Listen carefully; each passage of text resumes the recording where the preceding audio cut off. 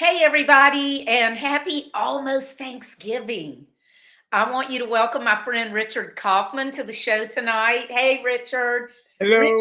Richard's a great friend of mine that I met. I guess it's been like a year and a half ago through another friend.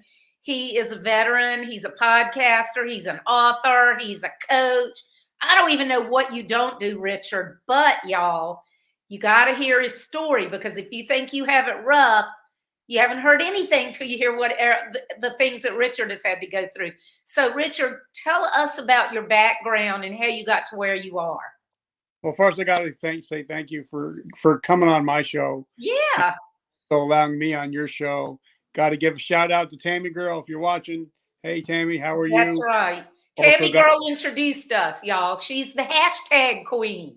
That's it. Also got to give a shout out to Heroes for Racing for Heroes. You guys Yep. are doing things.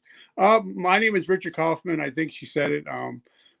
I'm everything that I was the kid that your parents warned you not to hang out with. That was Uh, I'm a recovering drug addict. I've been clean 33 years now. Wow.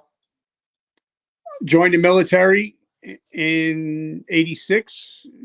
Became a drug addict and an alcoholic. So Got, you became a drug addict while you were in the military. no, well, I Oh, became a whoa.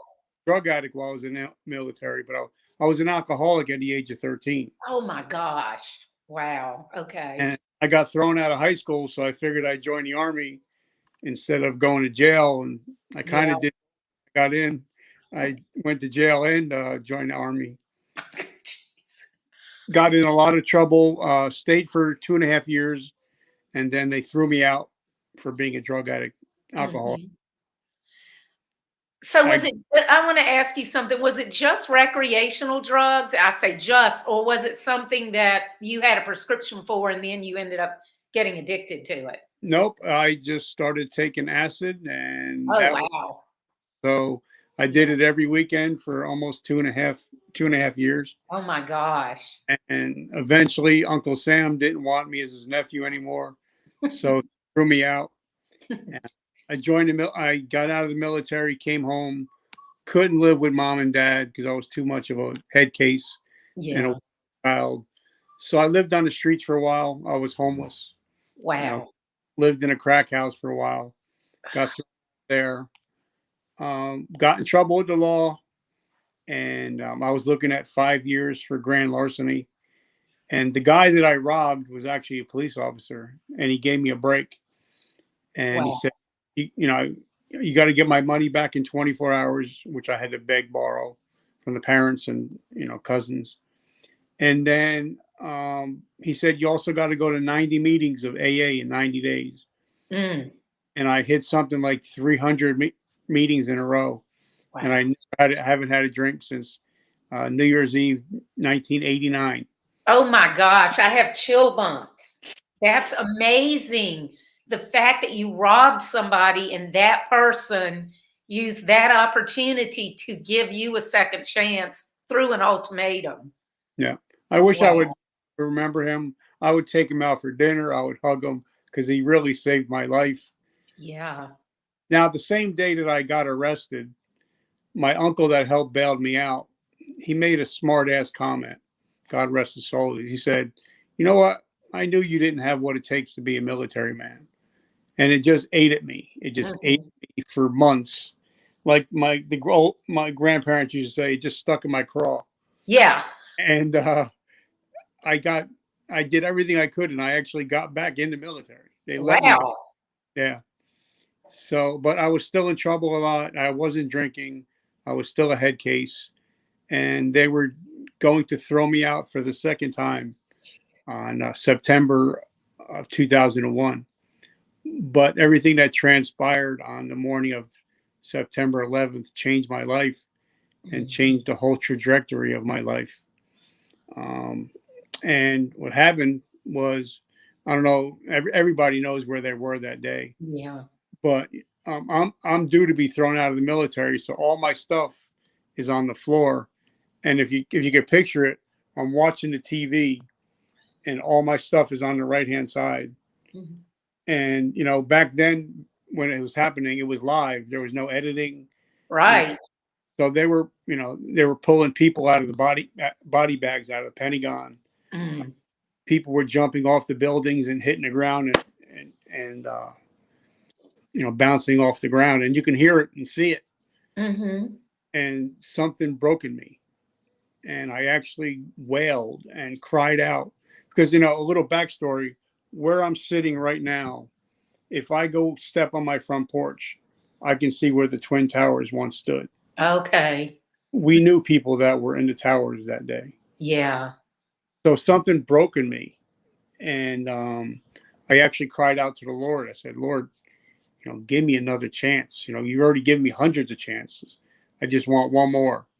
And if you give me another chance, I'll dedicate the rest of my life to helping people that can't help themselves. Thank God he gave me another chance. The military gave me another chance. And within 3 years, I became the Soldier of the Year. I became a non-commissioned officer. Awesome. And, I would have done 30 years, except I got hurt on duty. Mm-hmm. And I was actually backing up one of those big Humvees. And instead of him hitting the brakes, he hit the gas and the whole side of my body and my head. That's why if you guys can see me, I can't see you because I'm 80% blind. Wow. And obviously the military, you can't see, can't shoot. Mm-hmm. We don't need you. Yeah. So they medically retired me Memorial Day 2012. And that was the day that I attempted suicide. Oh, golly. And thank God it didn't go through. Everything, God works in mysterious ways. Mm-hmm. And that Monday was Memorial Day Monday. So that Tuesday, I actually went to go see the therapist for the first time. Because, in the military, after I got that second chance, I did everything I could to be a super soldier. I did everything I could to be the best soldier I can be. But I didn't know who Richard was. Okay, yeah. And when they took the rank away, when they took my uniform and they took my ID away, I didn't have anything. I didn't know who I was. And I was scared. That's your identity. Yeah. And all of a sudden, yeah, I get it. So I was like, who am I? And I Mm-hmm. was very scared. And like I said, I attempted suicide that day. Mm. Things didn't work out, thank God. Yeah, thank God. I started seeing a therapist, and that was when my life really started beginning. And I actually, before I got on the call, I actually had a phone call with my therapist, same therapist for the last 12 years. Mm. So if you guys are out there and are listening, don't be afraid to get help. Everybody needs a therapist, especially if you got a crazy family like mine. Everybody needs it. Yeah, it's so true though, and so many people are embarrassed to get help, or they think it makes them weak, or all different reasons. And I'm like, you take medication if you have a heart disease, if you have diabetes or whatever, you take medication, you go to your doctor, it's the same thing. But it's something about the brain that we feel embarrassed about. Yeah, I mean, and so a lot of people, but I think now mental health is starting to become more at the forefront. Yeah. So I think a lot of people are getting help, and that's why I thank Racing for Heroes and organizations like that can work in different ways, because not everything works for everybody. Yep, that's right. And I think that my grandfather killed himself when I was 5, and my grandmother tried to 3 years later. And I remember as a kid thinking, am I going to kill myself when I grow up? Because you don't talk about stuff like that, and so I just kind of wondered if I felt destined to do it. I never have tried it, but as a child, I used to wonder if I was destined to do it.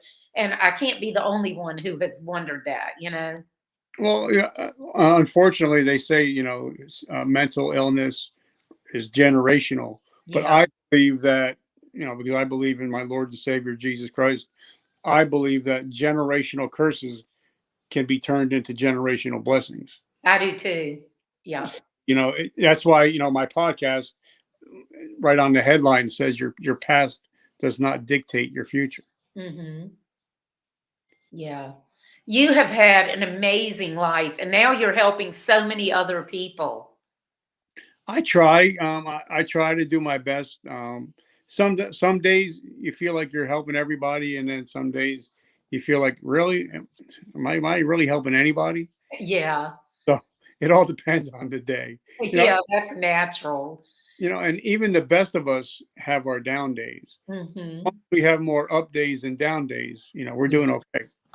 Yeah, and I actually posted something today on social media. It was one of the lessons from my book, and it was about worrying about the things we can control and not the things we can't control. Because you know yourself, if you constantly think about everything that can go wrong or has gone wrong, it will drive you crazy. But if you make yourself think about positive things or think about things that you can control, it helps train your mind to, Yeah, and I think that's why in AA or NA or whatever the A's, they talk about the serenity prayer.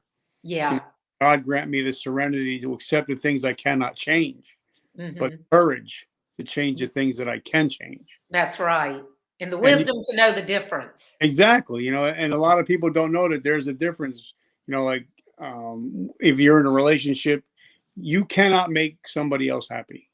You Yeah. can't do it, but you can help them. Try to make them happy, but you cannot be the source of their happiness. Yeah. And I think a lot of people get twisted about that. About trying to make everybody happy, and Hmm. you're not happy. Yeah, that's a great point.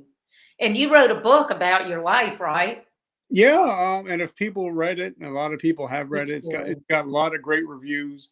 Hmm. But when I read it, I mean, when I wrote it, because I'm a low tech redneck, uh, I actually wrote it out on yellow paper and put it in the computer. Oh, Not fun. better. Well, you So know what? That's part of you. That's it makes it even better to know that to me, because it's just part of the fabric of it. yep, Tell them the name of it. it's called A Hero's Journey from Darkness to Light. Hmm. Um, and by no way, and I explained it in the book, do I call myself a hero whatsoever. Um, Hmm. but there's some blessings that I've got even before the book came out. A lot of people, remember who the original Superman was, Steve Reeves. Hmm. And I actually talked to his wife, bless her soul now, and she let me use the opening. Steve Reeves actually has the opening quote of my book Wow. about being a hero. And for me, and I explained it in the book, what a hero is. A hero was on September 11th, 343 firefighters ran into the buildings while Hmm. everybody else is running away. So Yeah. they're heroes. So that's what I talk about in the book. And everybody, and my book, like I said, it's my story, but it's also a teaching book. And at the end of every book, every chapter, there's a teachable moment. And Hmm. the last two chapters are, what does depression really look like, and not what you think it looks like, Yeah. and addiction looks like, and not what you think it looks like, because it's two totally different things than what you think it looks like. So it's more of a teaching book too. Well, and I know depression, people think of being depressed as being sad. But so you want to talk about that for a minute? Because who knows who might be watching and may not recognize it in depression and addiction in somebody that they know. Well, a lot of people, when they're about to end their life, everybody thinks they're going to be sad or they're going to be depressed.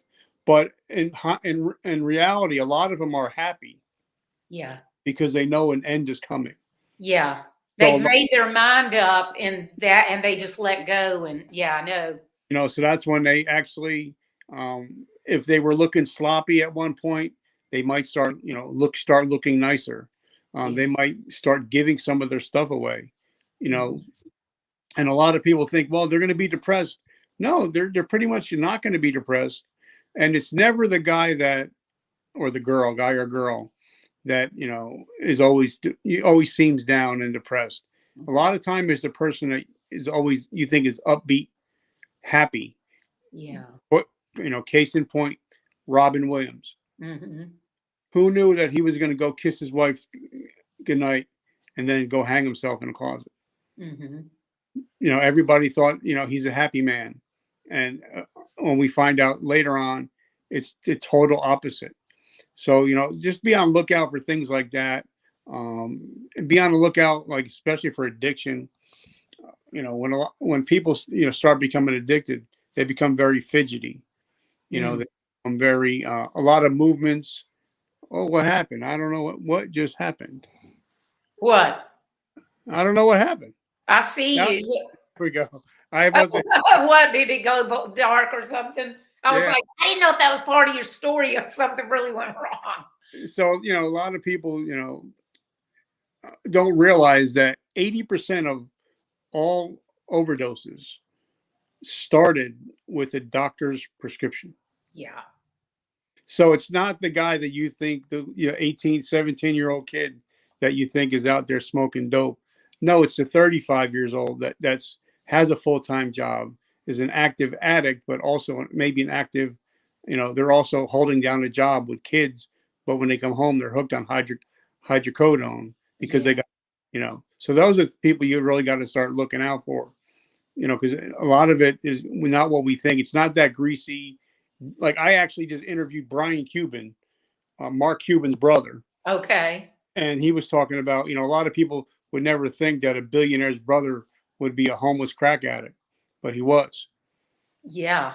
So, like I say, don't judge a book by its cover. Sometimes you have to peel the onions back and kind of look at your kids and your wife and your husband and making sure they're really okay. Yeah. When did you have him on your show? Last month. I still haven't released it yet. So Oh, okay. I have 20 episodes. I still haven't released yet. Okay. So I got like years worth of episodes, and I'm recording every day. Wow. So I try to stay busy. Yeah, that's awesome. So tell us about some of the coaching that you do and the people that you help. I've worked with players from the NFL, Major League Baseball, NBA, some of the guys from the WWE. Mm. So, and just your everyday folk that sometimes, because meanwhile, the whole time I'm in the military, I'm working with general nutrition centers or gyms. So I'm Mm-hmm. a certified personal trainer also. Okay, so that's how you met these athletes? Yep.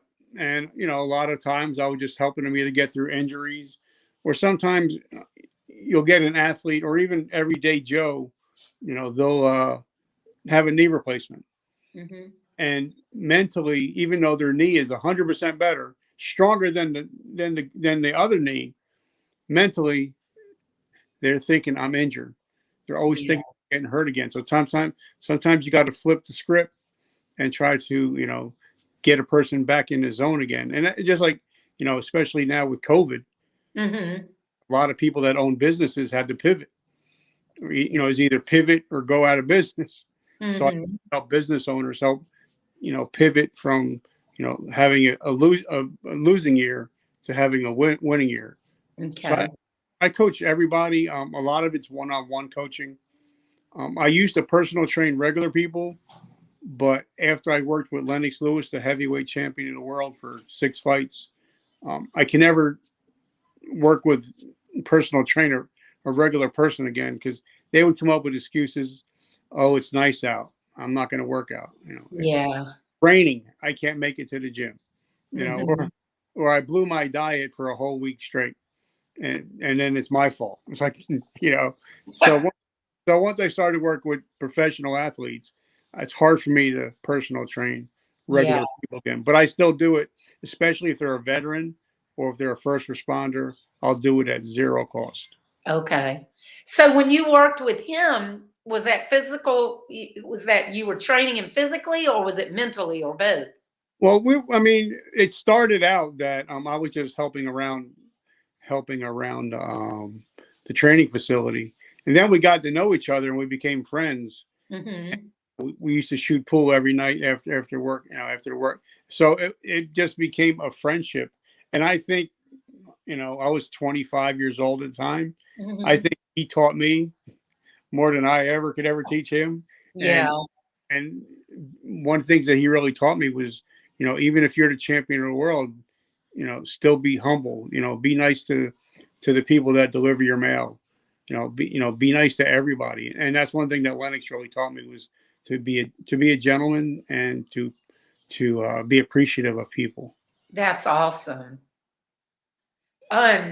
So during COVID, have you been working mostly with entrepreneurs or all kinds of people? Well, what happened was, my birthday was January 30th. I lost my vision on my birthday. And you already lost your vision in one eye from that accident, right? Yeah. And so now this second eye is from diabetes. Mm-hmm. So 2019, I lost my vision. And I had a podcast already, but it was just reviewing different products from the store and all that. Yeah. And a bunch of my friends, I call them my amigos. They know who they are. They're my lifeblood. They're like, bro, you're the comeback coach and you got to come back. So I was like, but what can I do? It's COVID. I can't go anywhere. I can't help anybody. So they're like, well, why don't you do something with your podcast? Mm-hmm. So I switched it over because I was feeling bad for myself, because, here I am at one time, helping all these athletes, being in the military. Mm-hmm. And now I can't tie my shoe because I can't see. So I got into deep depression.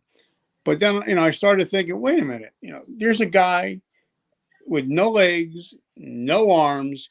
He's out in Aspen right now, skiing with his family. Wow. And here I am bitching. Yeah. I messaged him, and then I interviewed him. And that's when things started. I just started interviewing people that had amazing comeback stories. And now it's just flourished into interviewing authors, athletes, any high achiever, General Petraeus. Oh, wow. So now it's just become a thing. That's so cool. And that proves, though, you were used to helping people.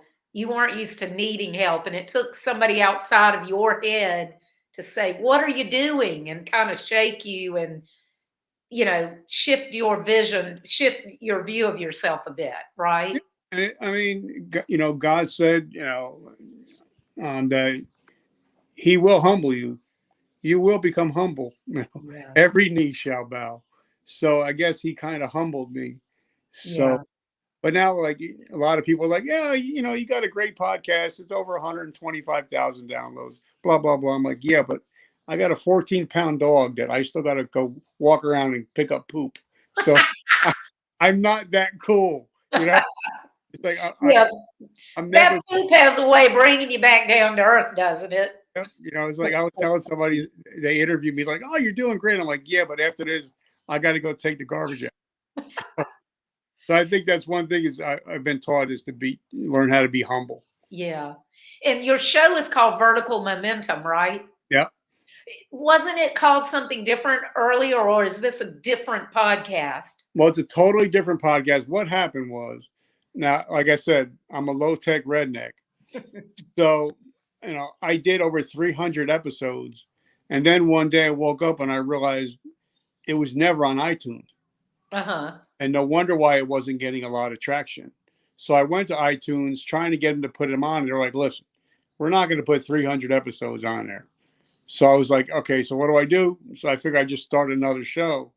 Okay. So now I have two shows, but the one show is only active. The Vertical Momentum is the only one that's really active.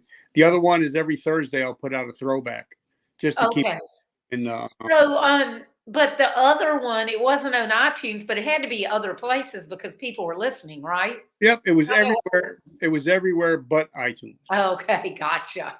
But now, everybody knows that, iTunes is the heavy hitter. Mm-hmm. So now that's why I went with this one.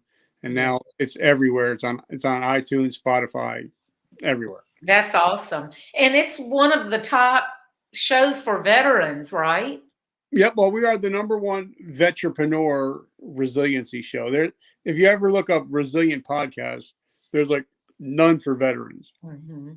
So I had to find my niche, because for a while And I think that's why, like, I did 300 episodes and I only had like 7,000 downloads Mm-hmm. because I was talking to everybody, Okay. talking to nobody. Yeah.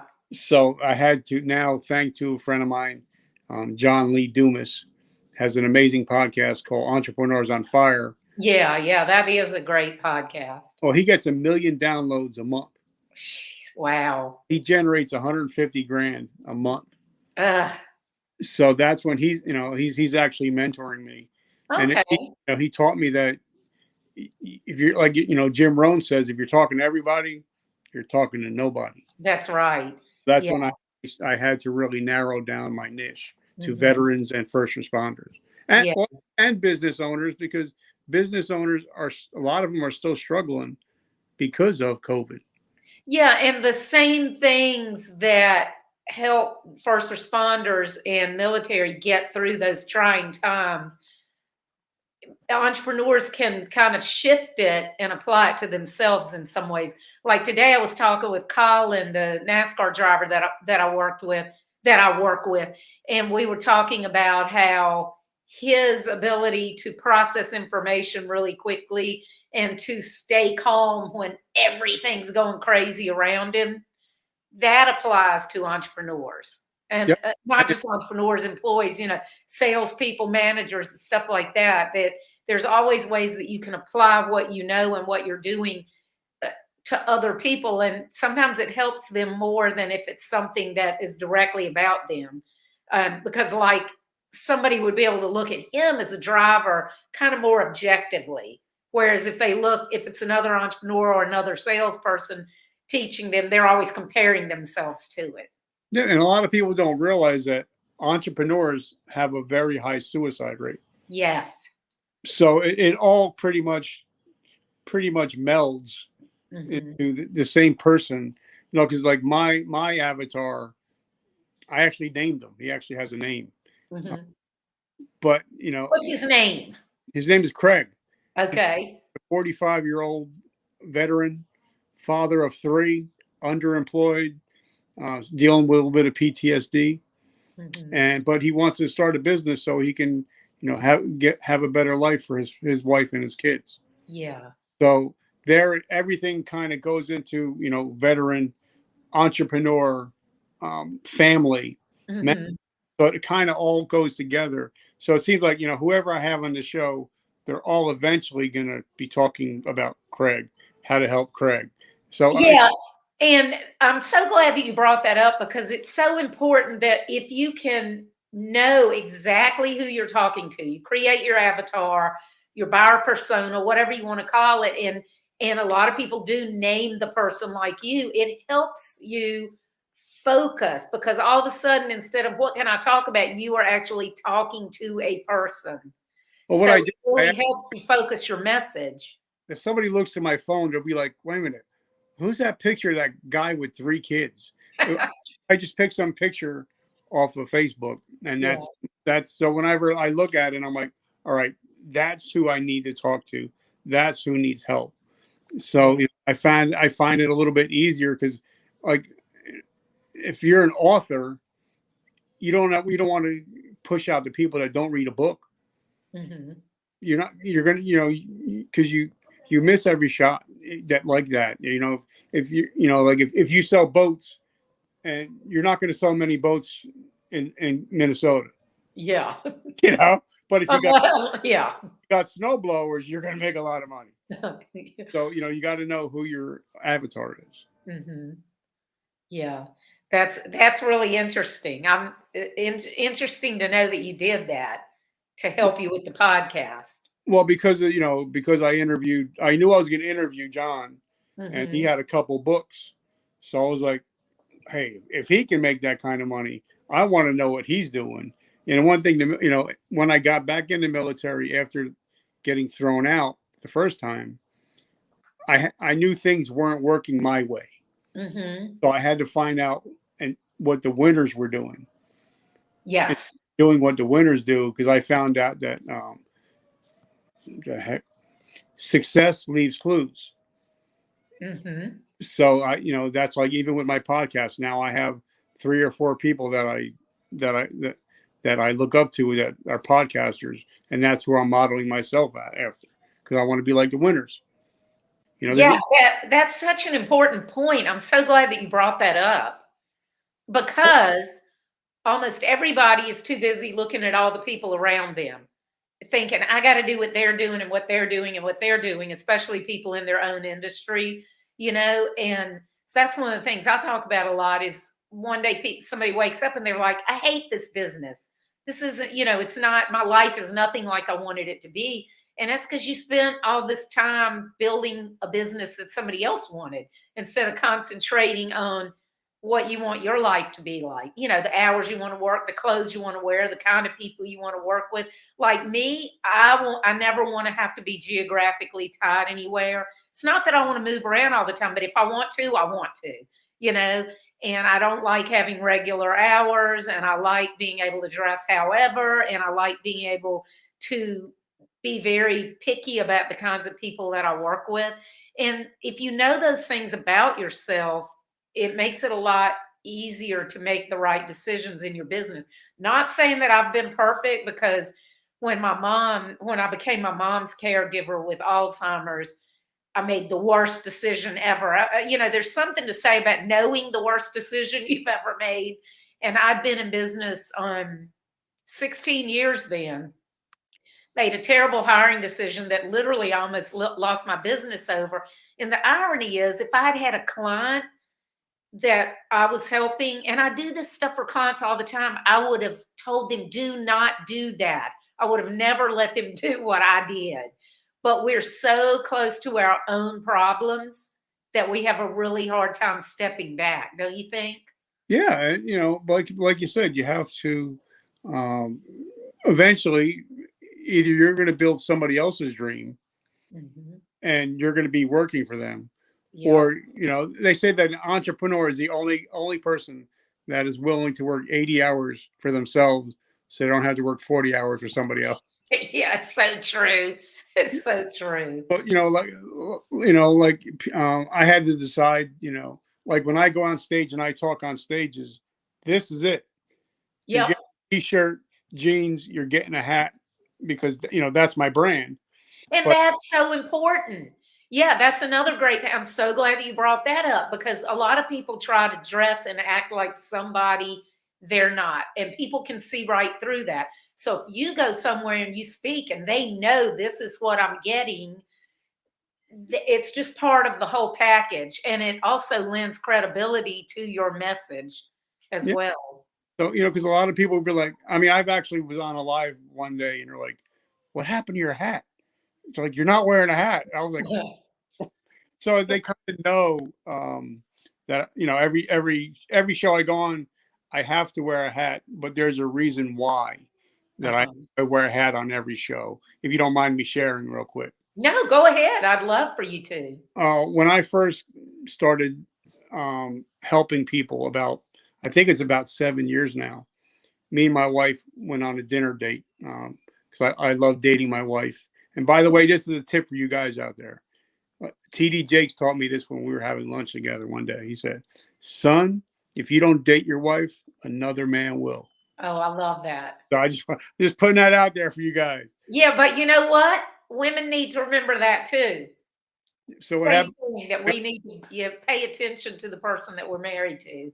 So we treat them like we would other people, yeah, or better, instead of ignoring them. Yep. So we went out to dinner, and we went out to a movie, and we went to go see the movie about Chris Kyle, American Sniper. Oh yeah, I saw that. And that movie at the end really crushed me. And I started thinking, he was helping somebody struggling with PTSD, and that person took him out. So when I got home, I got home and I got on the computer and I got in touch with Chris's wife. Okay. And I said, anytime that I go on a podcast, I'm going to wear a hat in honor of your husband, Chris. And the reason why I'm going to do it, because first of all, he was a great American. But second of all, I want people to know that there are people out here like Chris, myself, that are willing to stand in the gap for you. if you're struggling with PTSD. We'll take the arrows for you until you're strong enough. So that's why I wear a hat. Obviously, I'm not going bald, but that's why I wear the hat. And I've actually had a top 5 podcast in the world said, no, we don't want you wearing a hat. I said, sorry, I can't come on. Yeah. You know, and it's because in honor of Chris, but also to tell the story that let people know that, they're not alone, and it's okay not to be okay. And people out there like us that are willing to, I'd rather listen to your BS than your eulogy. Sure. So true. Yes. Yeah. So that's why I wear the hat. And now it's just become a brand thing. Now I don't go anywhere without a hat on. So I never knew that about you. yeah, because it was happened after the book and all that. I didn't ever put it in the book. So. Okay. I wondered if I just forgot it. So yeah. So tell them about the book. Well, so it's called The Hero's Journey, and I know they can get it on Amazon. Is it on other places too? Right now it's just on Amazon Kindle, but now I have another book coming out. Me and my writer, she's actually going to write it for me, so it doesn't sound like a retard wrote it like the last one.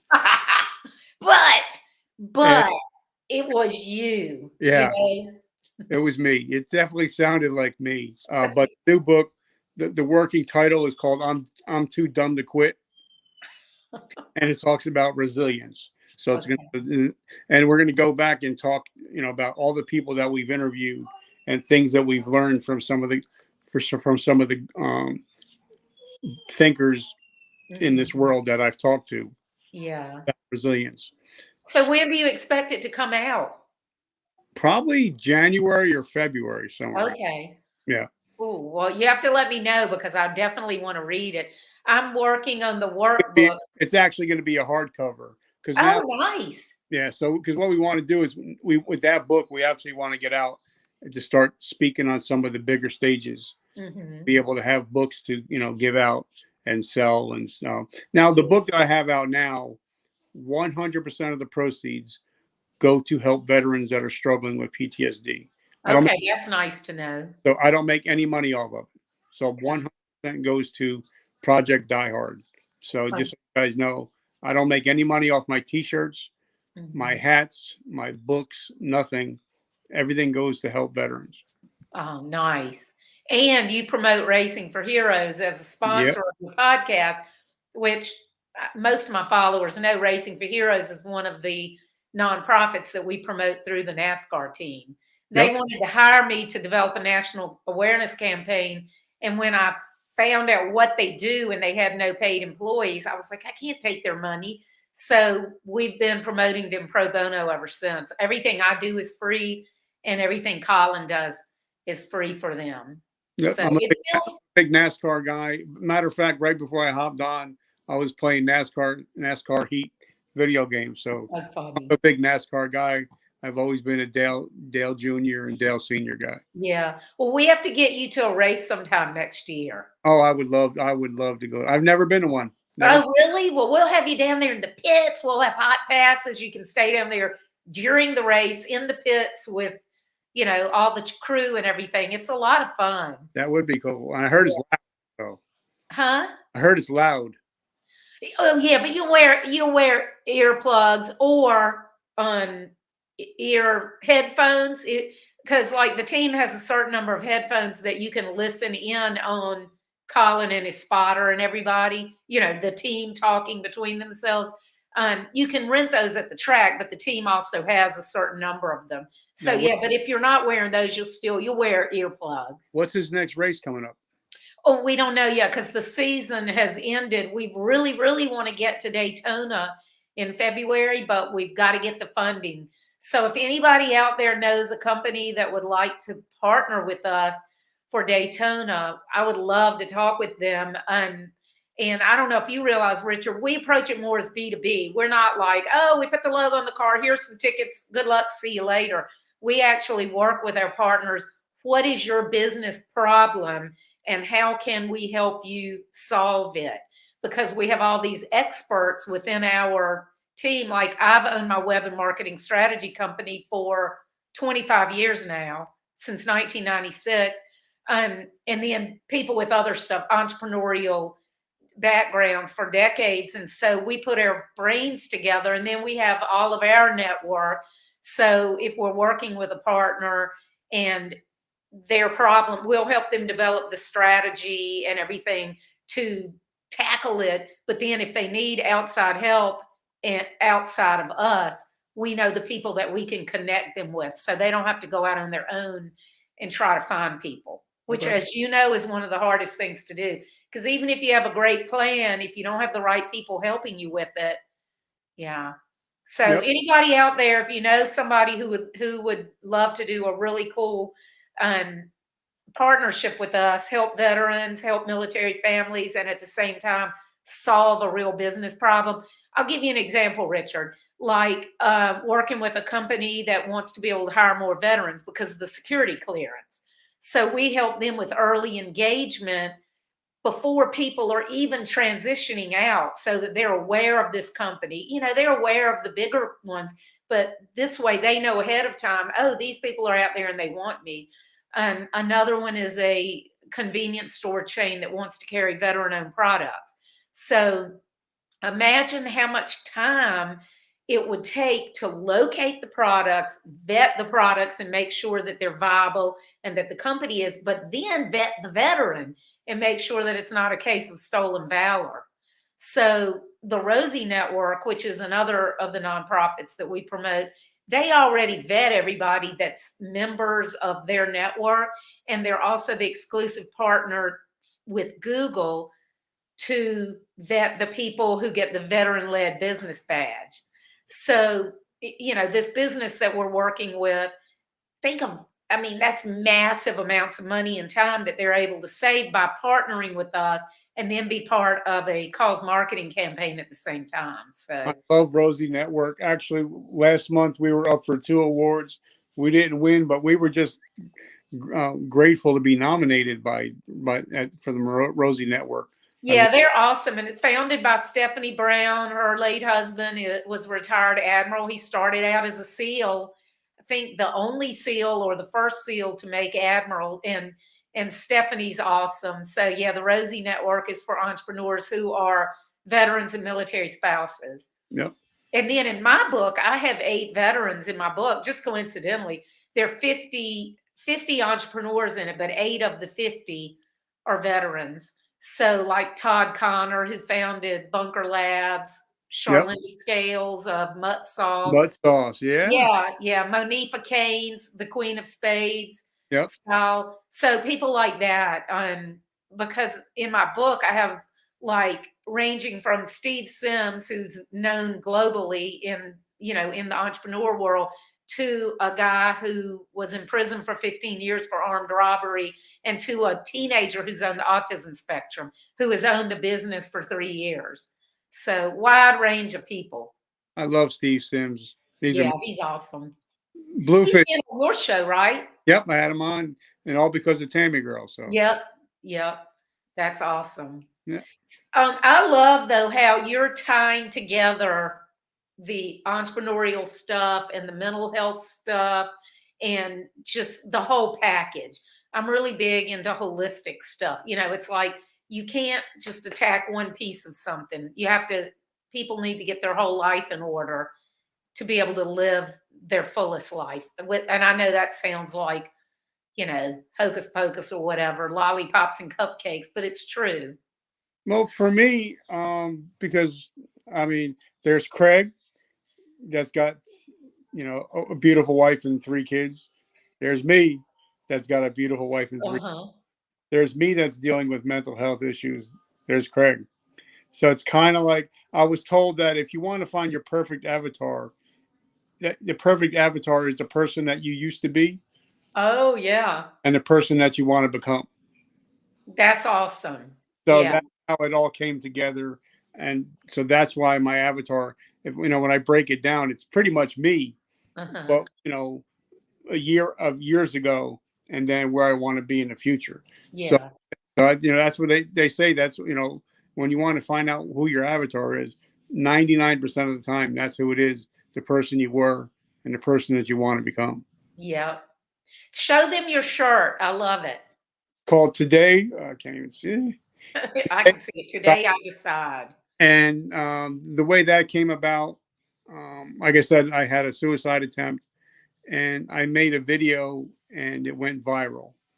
After or before? After Okay. it went viral on YouTube, Hmm. and a lot of people kept telling me, why don't we have a mental health summit? I think it really needs to be told. Hmm. And my friend Jax Young, they call him God's Cowboy. He's a veteran, but he's also a country music artist. He had a T-shirt that had something on it and a question mark, and he said, a lot of people would come up to him and ask him, "All right, I get Today I Decide, but what about the question mark?" Hmm. So that's why I did it. So people come up and ask me, "What'd you decide?" Yeah, create curiosity. Exactly. So what we did is we actually created. You can actually go look online. If you go to hashtag Today I Decide, you can actually pull up the mental health summit. And we had 10 different speakers on mental health that day, Awesome. including a friend of yours, Annette Wittenberger. Yeah, Annette is amazing. Tam- Yeah. Tammy Moses spoke that day. Annette and Tammy Girl are both in my book also. Yep. So they can actually go to that. They can just, like you said, go to Today I Decide hashtag, Okay. go to the summit, and it's free. It's free for any veterans or their families or first responders. But Okay. that's where the Today I Decide thing came, because Okay. the three most important words in the English language are Today I Decide. I Because love that. you don't have to be the same person that you went to bed, that you woke up this morning. Hmm. If you make a decision, and like a lot of people that said, well, I can't change in one day. Yeah. What happens when a wife loses her husband? That one day her whole life changes. Yeah. So we can also make a change for the positive. We Yeah. just have to make that decision, and that's Today I Decide today. Because someday is not a day of the week, guys. It's not. Yeah. Yeah, exactly. And that's one of the things I also talk about in my book is one day and someday never come. Yeah. You have to decide, I'm going to do it. And that's not to say it's easy, but that, and also like the Today I Decide, that can be something, a mantra that people think about and remind themselves every day. Today, this is the day that matters. There's that saying on, can't remember who said it. I have it on my phone now. I can't remember who said it, but um, Anthony Hopkins, I think. Today is the tomorrow that you were so worried about yesterday. Yeah.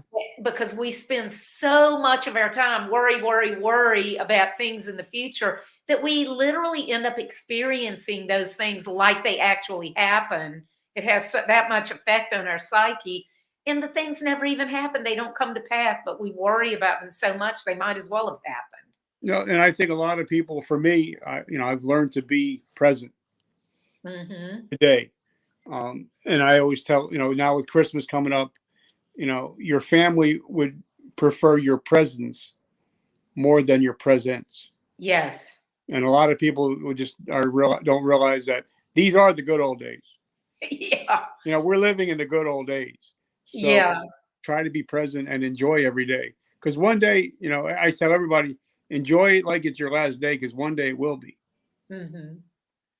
Well, I know a certain person, and I'm not going to say who it is, but they have a tendency to worry and be negative in the present, but then later, years down the road, they'll talk about that time period, what the present now, like everything was so great and wonderful. And I'm like, were you even in the same place we were?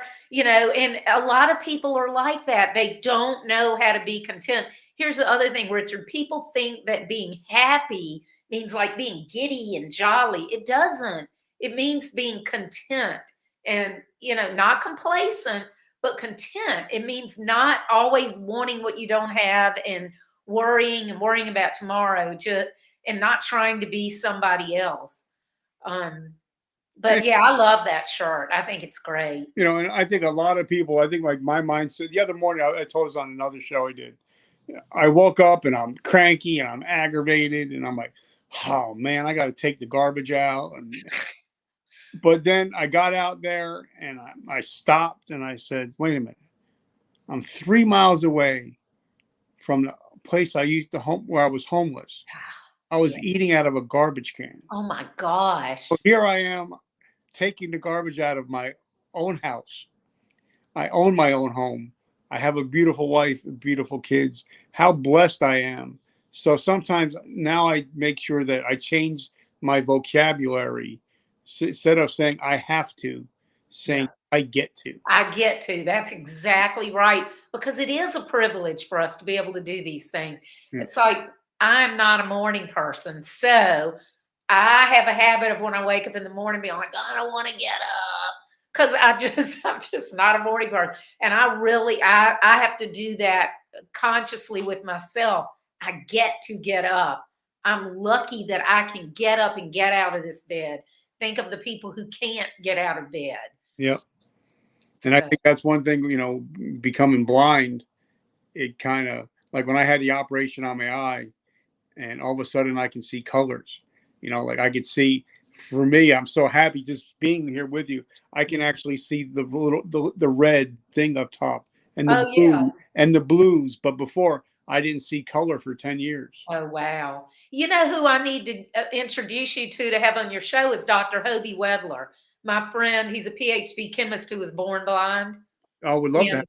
Yeah. Yeah, he would be a great guest for you. He's the one, his company, he launched a seasonings blend company this summer, and we had the first Braille paint scheme in NASCAR and the first blind owned company as a sponsor. So, yeah, we had over the passenger side door, we had Colin's name in Braille. And then in each of the digits for the car number at the bottom left of each of the digits, we had the Braille equivalent. I'll send you a link to I have a really cool video of us in the garage at Daytona when Hobie first felt and it was decals, but he could feel the decals, and he went up and felt them and read what it said. And that was just so cool to me. And I don't know if you know that my father was blind. So, grandpa killing himself, grandma trying to, daddy being blind. There are all these layers of things built into what I do that trying to honor their memory and trying to help other people. I'll send you a link to that though. Yep. And I love that book. Your book is amazing. That book right there. I think. Thank you. Yeah, here I got one. So yes, Disrupt Your Now. And I always get mixed up which way to do it. I'm actually working on the companion workbook now. It's supposed to be coming out in December. It's called Disrupt My Now.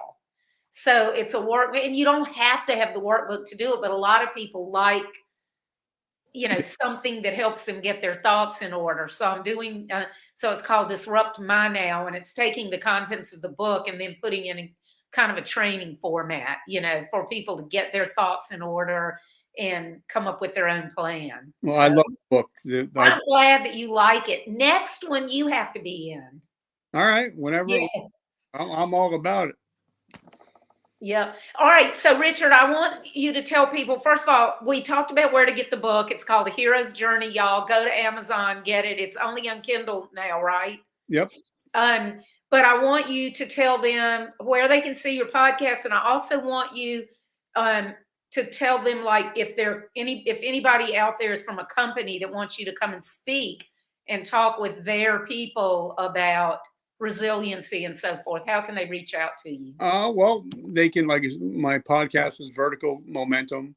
If you can search it anywhere, it's on all the major platforms, even YouTube, even though I'm not great at YouTube. Yeah. Thanks StreamYard. Thank you, StreamYard. You make things so much easier. Yeah, they do. Thank you, StreamYard. But I also do personal coaching. So if somebody wants to get in touch with me, I'm sure they can get in touch with you, and they can message me right through Messenger, or they can find me on LinkedIn. That's where I do most of my damage, is on LinkedIn. But if you have anybody that corporate sponsors that would like me to come out and speak, it would be my honor, because in everybody's company there might be that one person, and that's the person that I speak to. I speak to the person. Like when I start every speech that I talk to, I tell everybody as soon as I step on stage, I'm probably not for you. This is probably not for you. So go look at your phone, go on Facebook, but there's one person out there Yeah. struggling. That's the person that I want to talk to today. So Yeah. everybody company has that one person. So if you have me come down, I may not touch everybody, but I will touch that one person. And I'm going to cry. That's invaluable. That one person, reaching that one person is invaluable. Yep. So that's my goal is, they say that, if you save, like that thing about the little boy on the beach just throwing the little crabs back in the water. Uh-huh. You can't save them all, but if you could save one, you change the world. That's right. And as far as suicide, Richard, people don't realize that when one person kills themselves, immediately, basically, an average of 150 people are affected because you have their family, their friends, their network, their place they work, the community they live in, and the ripple effects go out immediately to an average of 150 people, and then the ripple effects keep going out through generations. Yeah, because then all you're doing is really spreading the pain out. Yeah. So if we can get that one person to be like, all right, most of the things that we have problems with are temporary situations. Mm-hmm. So suicide is a permanent solution to a temporary problem. Yeah. So if we can just get it one person to say, you know what, maybe I can get some help. Maybe it's not too bad. And if that guy Rich can make it, anybody can make it. Yeah, exactly. That's what I was thinking. So You that's know, that's it's- that's the me. fact that you've been able to turn yourself around after everything that you went through and help so many people is just awesome. And I'm so honored to have you as my friend now. Oh, I appreciate it. And I can't wait to come out. I love NASCAR. I'll have a ball. Well, the other thing you can do, sorry, y'all, I'm getting emotional. The other thing you can do is come to Virginia, go to Virginia International Raceway, because that's where Racing for Heroes is. And they do open houses and stuff. They'll have like people can come and drive on the track and shoot guns out on the shooting range and stuff. Yeah. So it's pretty cool. And if you guys ever want me to come out and talk and speak, I would love to. Yeah, that'd be great. Okay. Well, thank you so much for being on here, Richard. I really appreciate it. Thank you. And I'm truly humbled. And guys, make sure that you pick up that book right there. Oh, thank you. See ya. Have a great day. Thanks. Bye, y'all. See you next week. Bye.